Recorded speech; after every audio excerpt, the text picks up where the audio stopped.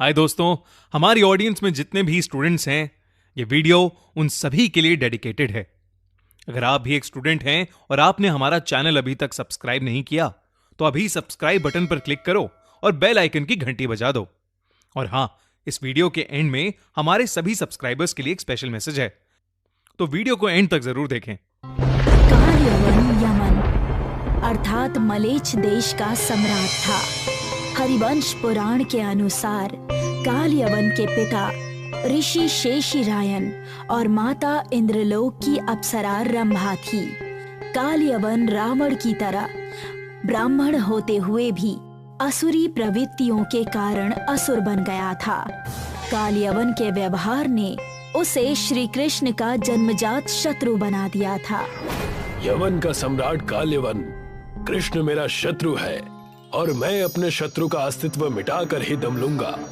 कृष्ण मेरी प्रतीक्षा करो, मैं मथुरा पर आक्रमण करने आ रहा हूँ। काल्यवन विश्व विजेता बनने का सपना लेकर पृथ्वी को अपने अत्याचारों से रौंदते हुए आगे बढ़ रहा था। अपनी विशाल सेना के साथ वो मथुरा नगरी को घेर लेता है और श्री कृष्ण को युद्ध की चुनौती देता है। प्रिय शत्रु कृष्ण, काल्यवन यवन से चलकर मथुरा के मुख्य द्वार तक आ गया है। मैं तुम्हें युद्ध की चुनौती देता हूँ। काल्यवन की ललकार मथुरा में हाहाकार मचा देती है। काल्यवन के आक्रमण का संदेश श्री कृष्ण तक पहुंचता है। श्री कृष्ण राजसी वेशभूषा और पीला अंगवस्त्र धारण किए अपने महल में बैठे थे। सेनापति भय के भाव से श्री कृष्ण को काल्यवन के आघात से अवगत कराते हैं। प्रभु, मथुरा पर संकट के बादल मंडरा रहे हैं। सेनापति, इस संकट का नाम काल्यवन है। आप निश्चिंत रहिए, मथुरा वासियों को कुछ नहीं होगा। सेना के लिए क्या आदेश है? पहले मैं अपने शत्रु का स्वागत करना चाहता हूँ। आप मेरे साथ आइए। श्री कृष्ण सेना की एक टुकड़ी के साथ अपने महल से मथुरा के मुख्य द्वार तक आते हैं, जहाँ काल्यवन उनकी प्रतीक्षा कर रहा है। काल्यवन अपने शत्रु को प्रणाम करता है। मैं भी अपने शत्रु के प्रणाम को स्वीकार करता हूँ। मथुरा तक आने में तुम्हें कोई कष्ट तो नहीं हुआ? मैं तुम्हें कष्ट देने आया हूँ कृष्ण, इसलिए तुम मेरे कष्ट की चिंता मत करो। अवश्य काल्यवन, परंतु युद्ध से पहले मेरा एक परामर्श है। अपने भय को परामर्श का नाम दे रहे हो कृष्ण? बताओ क्या कहना चाहते हो? काल्यवन, शत्रुता हम दोनों की है, इसलिए युद्ध भी हम दोनों के बीच होना चाहिए। हमारे युद्ध में दोनों तरफ की निर्दोष सेना व्यर्थ में मारी जाएगी, इसलिए मैं चाहता हूँ कि हम दोनों अपने अपने पराक्रम से लड़ें, सेना के सहयोग से नहीं। मुझे तुम्हारा परामर्श स्वीकार है। बताओ युद्ध कहाँ होगा? तो ठीक है, हम दोनों मथुरा नगरी से बाहर पर्वत श्रृंखला के पास चलते हैं। युद्ध वहीं होगा।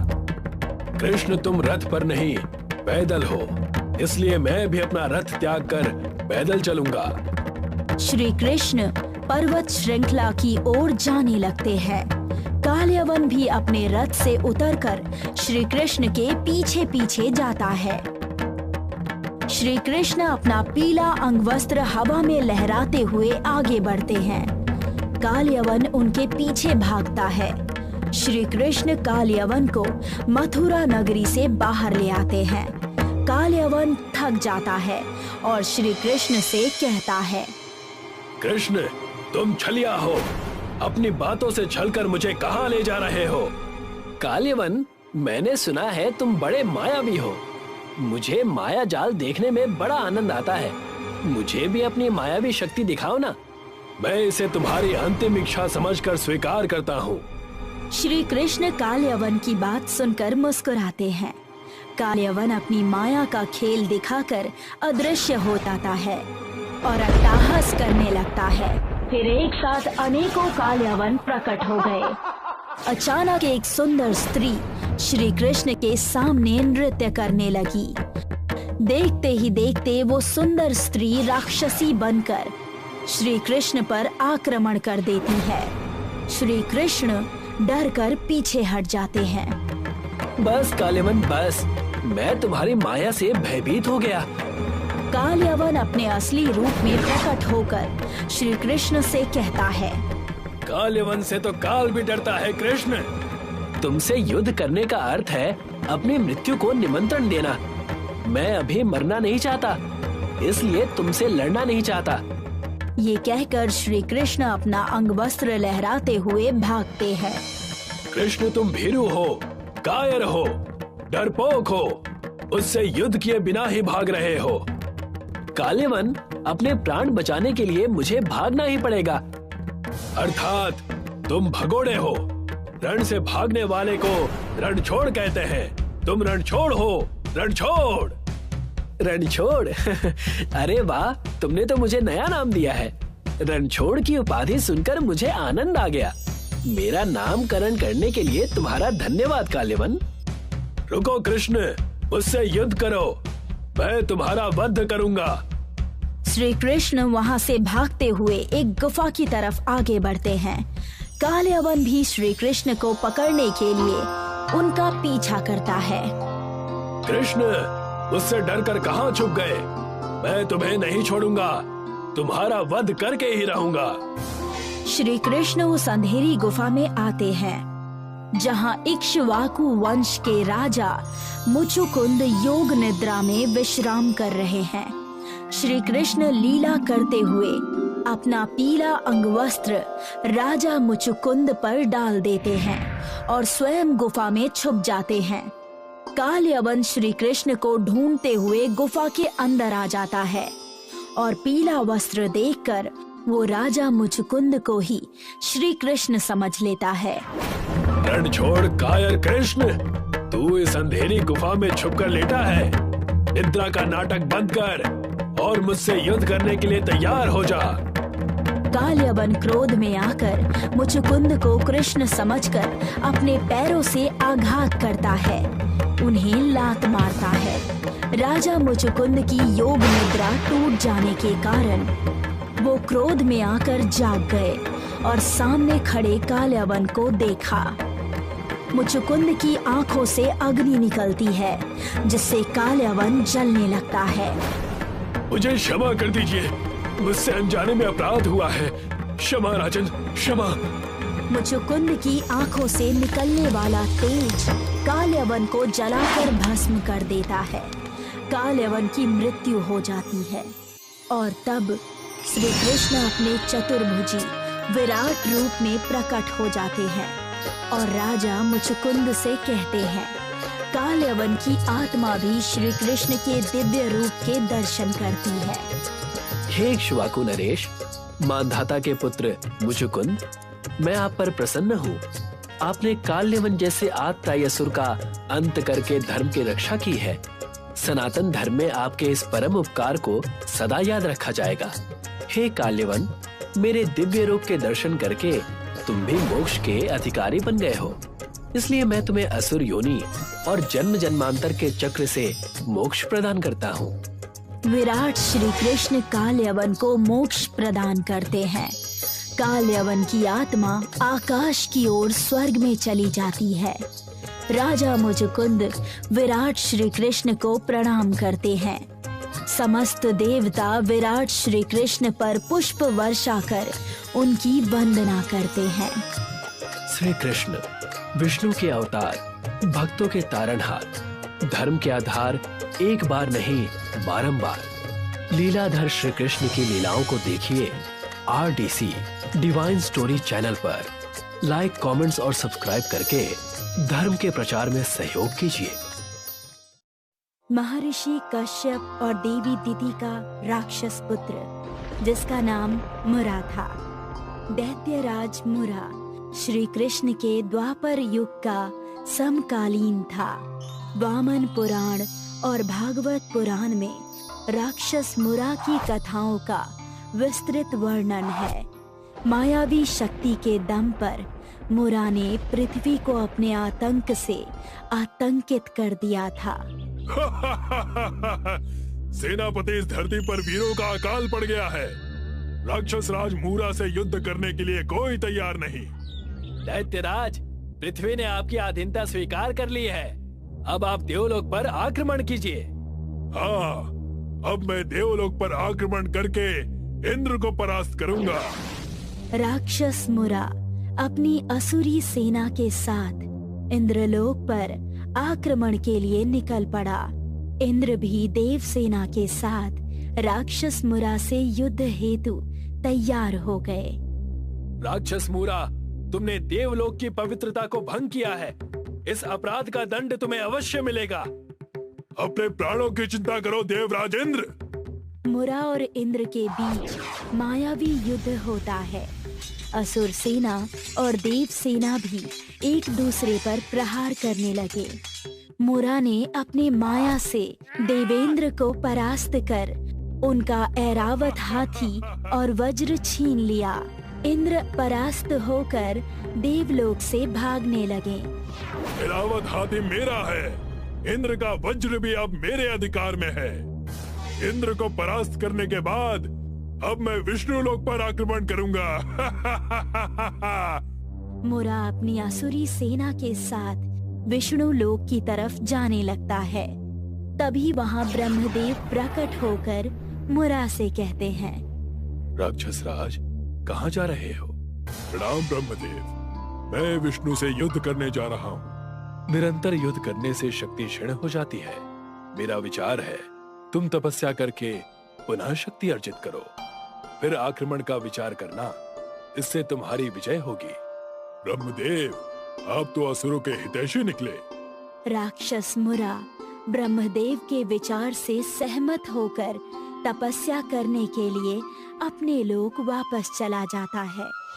ब्रह्मदेव रहस्यमयी ढंग से मुस्कुराकर अदृश्य हो जाते हैं। राक्षस मुरा और वरदान प्राप्त करने के उद्देश्य से तपस्या करने लगा। इंद्र और ब्रह्मदेव श्री कृष्ण की शरण में आकर राक्षस मुरा के अत्याचारों की कथा सुनाते हैं। द्वारकाधीश, राक्षस मुरा ने देवताओं का मान मर्दन किया है। ऐरावत और वज्र छीनकर हमें देवलोक से निष्कासित कर दिया है। हाँ देवराज, राक्षस मुरा ने बहुत पाप किए हैं, परंतु अभी उसके पाप का घड़ा भरा नहीं है। हे प्रभु, मुरा विष्णु लोक पर आक्रमण करने जा रहा था, परंतु आपने उसे तपस्या करने का परामर्श देकर इस संकट को टाल दिया है। संकट टला है, समाप्त नहीं हुआ। हाँ भगवान, इस मुरा की गर्दन आप ही मरोड़ सकते हैं। देवेंद्र, अभी तो मुरा तपस्या कर रहा है, पता नहीं ब्रह्मा जी से वरदान में क्या मांगेगा। श्री कृष्ण से संतावना पाकर इंद्र संतुष्ट हो गए, परंतु ब्रह्मदेव विचलित दिखाई देने लगे, क्योंकि उन्हें राक्षस मुरा के वरदान की चिंता सताने लगी। राक्षस मुरा की तपस्या समय के साथ निरंतर चलती रही। ऋतुओं का परिवर्तन तपस्या में विघ्न नहीं बनता। मुरा अटल अचल और अडिग भाव से तपस्या करता रहा। उसकी निर्विघ्न तपस्या के कारण ब्रह्मदेव को वरदान देने के लिए प्रकट होना पड़ा। असुरराज, आंखें खोलो, हम तुम्हारी तपस्या से प्रसन्न हैं। मांगो, वरदान में क्या चाहिए तुम्हें? ब्रह्मदेव, मुझे वरदान में अमरता नहीं, अजय होने की शक्ति चाहिए। आप मुझे ऐसा वरदान दीजिए जिससे कोई मनुष्य मुझे मार ना सके और तीर, तलवार, भाला इत्यादि इन किसी भी शस्त्रों से मेरी मृत्यु ना हो। तथास्तु। ब्रह्मदेव राक्षस मुरा को आशीर्वाद देते हैं। उनके हाथ से प्रकाश की किरण निकलकर मुरा के शरीर में समा जाती है। राक्षस मुरा अपने आसन से खड़े होकर अट्टहास करते हुए अभिमान से कहता है, धन्यवाद ब्रह्मदेव, आपने मुझे वरदान देकर पुनः शक्तिशाली बना दिया है। अब मैं अपनी शक्ति का प्रयोग विष्णु पर करूंगा। हे असुरराज, इसके लिए आपको विष्णु लोक जाने की क्या आवश्यकता है? विष्णु से युद्ध करने के लिए विष्णु लोक तो जाना ही पड़ेगा। भगवान विष्णु ने श्री कृष्ण के रूप में अवतार लिया है और वह द्वारिका में विराजमान है। तुम उनसे युद्ध करके अपने क्रोध की अग्नि को शांत कर सकते हो। आपने पुनः मेरा मार्गदर्शन किया है। अब मैं कृष्ण पर आक्रमण करके उसकी द्वारिका ध्वस्त कर दूंगा। राक्षस मुरा अपनी असुरी सेना लेकर द्वारिका की ओर कूच कर गया। मुरा श्री कृष्ण की नगरी द्वारिका पहुंचा। द्वारिका आकर राक्षस मुरा ने अपनी माया से सूर्य को ढक लिया, जिससे चारों ओर अंधकार छा गया। देवी सत्यभामा चिंतित होकर श्री कृष्ण से कहने लगी, हे नाथ, दिन में रात हो गई है। ये चमत्कार है या माया? देवी सत्यभामा, ये राक्षस मुरा भी मायावी है। उसने सूर्य को अपने माया से ढक लिया है। भगवान, आप तो मायापति हैं। मुरा की इस माया का उत्तर क्यों नहीं देते? राक्षस मुरा के अत्याचारों की समय सीमा समाप्त हो गई है। अर्थात मुरा का अंत समय आ गया है। हाँ देवी, मुरा के पाप का घड़ा भर चुका है। द्वारिका के नगरवासी इस अंधकार से भय और मुरा के आतंक से बचने के लिए अपने अपने घरों में छिप गए। राक्षस मुरा श्री कृष्ण को युद्ध के लिए ललकारता है। कृष्ण, मेरे अजय बनने का स्वप्न पूर्ण करो।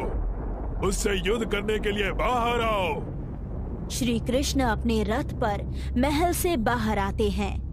मुरा श्री कृष्ण को देखकर उपहास से कहता है, कृष्ण, तुम राक्षस मुरा के सामने नहीं, अपनी मृत्यु के समक्ष आए हो। राक्षस मुरा, तुमसे मेरी कोई शत्रुता नहीं। फिर तुमने द्वारिका में अंधकार करके मुझे युद्ध का न्योता क्यों दिया है? कृष्ण, मेरी शत्रुता तुमसे नहीं, विष्णु से है, और तुम विष्णु के अवतार हो, इसलिए तुम्हारा वध करना मेरा धर्म है। दैत्यराज मुरा, मैं अकारण किसी को छेड़ता नहीं हूँ, और जो मुझे छेड़ता है फिर मैं उसे छोड़ता नहीं हूँ। राक्षस मुरा श्री कृष्ण से मायावी युद्ध आरंभ करता है। दोनों में घमासान युद्ध होने लगा। आकाश लोक से ब्रह्मदेव, इंद्र आदि देवता इस भीषण युद्ध को देखने लगे। कृष्ण, मुझे ब्रह्मा जी से वरदान प्राप्त है, कोई मनुष्य मुझे मार नहीं सकता, और तीर तलवार भाले जैसे शस्त्र मेरे शरीर का कुछ नहीं बिगाड़ सकते। मूर्ख मुरा, वरदान मांगते समय तुझे कृष्ण का सुदर्शन चक्र याद नहीं रहा। तेरा वध मेरे सुदर्शन चक्र से ही होगा। राक्षस मुरा भयभीत होकर सुदर्शन चक्र की तरफ देखता है। सुदर्शन, धर्म की रक्षा के लिए अधर्म का नाश करो। सुदर्शन चक्र दिव्य तेज से प्रकाशमान हो गया और मुरा की ओर जाने लगा। राक्षस मुरा घबराकर अपने रथ से उतरकर भागने लगता है। सुदर्शन चक्र उसका पीछा करता है। अंत में सुदर्शन चक्र राक्षस मुरा की गर्दन काटकर उसका वध कर देता है। राक्षस मुरा की मृत्यु के साथ उसकी माया भी समाप्त हो गई। सूर्यदेव माया से मुक्त होकर पुनः द्वारिका को प्रकाशित करने लगे। ब्रह्मदेव और इंद्र श्री कृष्ण के सामने प्रकट होकर उन्हें प्रणाम करते हैं। प्रभु, आपकी जय हो। आपने राक्षस मूरा का वध करके तीनों लोकों में शांति स्थापित की है। हे द्वारिकाधीश, आप राक्षस मूरा के हरि अर्थात शत्रु हैं, इसलिए आपको मुरारी के संबोधन से विभूषित किया जाता है। संसार अब आपकी मुरारी के नाम से स्तुति करेगा। नगरवासी प्रसन्न होकर श्री कृष्ण की जय जयकार करते हैं। आकाश से देवता श्री कृष्ण पर पुष्प वर्षा करते हैं। श्री कृष्ण सबको आशीर्वाद देते हैं।